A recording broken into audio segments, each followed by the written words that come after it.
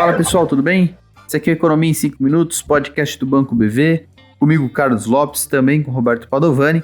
E essa semana a gente vai falar sobre as pesquisas eleitorais, como tem sido a evolução delas até agora e quais são as implicações para as sinalizações de política econômica que vêm sendo dadas até agora pelos candidatos para um eventual próximo governo.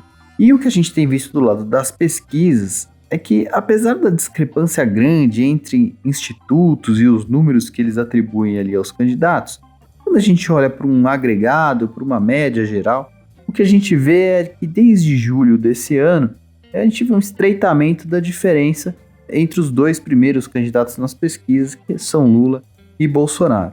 Essa diferença ela vem se estreitando desde então. Nas últimas pesquisas mais recentes, a gente tem visto alguma estabilização nesse movimento, né? Esse estreitamento ele para de acontecer e a gente vê alguma estabilidade. Essa estabilidade ela ocorre ao mesmo tempo, e pode talvez ser explicada por isso, por uma perda de fôlego da atividade econômica. Até julho, os indicadores vinham numa velocidade muito alta, os indicadores de crescimento econômico, surpreendendo bastante os analistas até então. E, de fato, a gente teve um desempenho muito bom da atividade até esse período. Mas alguns indicadores de agosto e setembro já começam a indicar que esse clima, esse ritmo pode estar mudando e a atividade econômica perdendo bastante força daqui em diante. Então, essa virada no desempenho econômico pode ser um dos fatores explicando também essa mudança aí na tendência das pesquisas.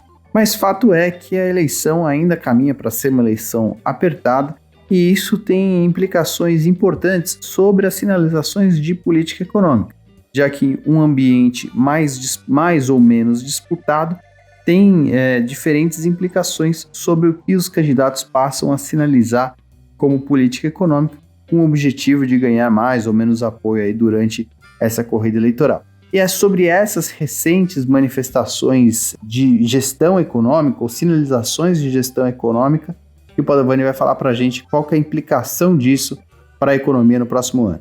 Bom, Carlão, a gente tem uma eleição que é interessante, porque vai ser a primeira que vai acontecer com o Banco Central formalmente independente.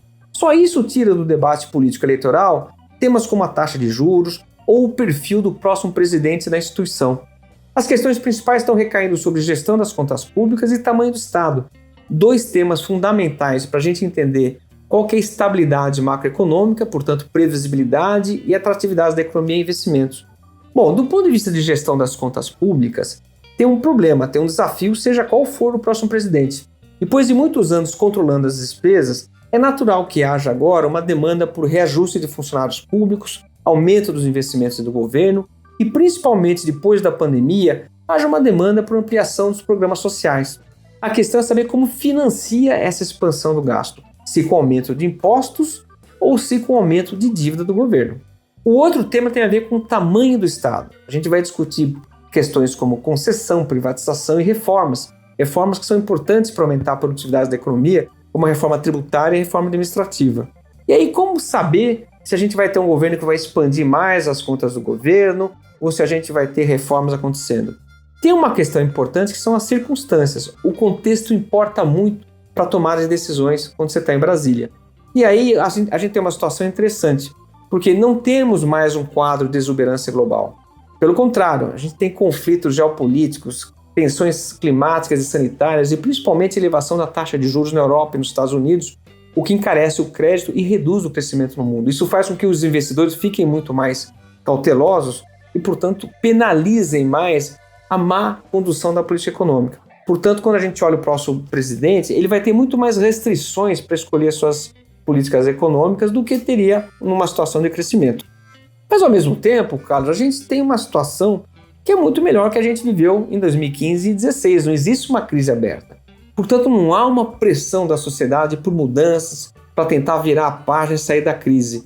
Isso significa dizer que vai ser muito mais complicado aprovar reformas complexas, polêmicas, como são essas duas, a tributária e a administrativa. Então a gente vai ter uma situação no próximo mandato em que provavelmente o governo vai ter que tomar decisões muito difíceis sobre controle de gastos e endividamento e também sobre como fazer com que a economia brasileira possa crescer mais.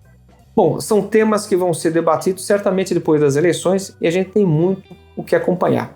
Essa história nos falamos na próxima semana. Até lá!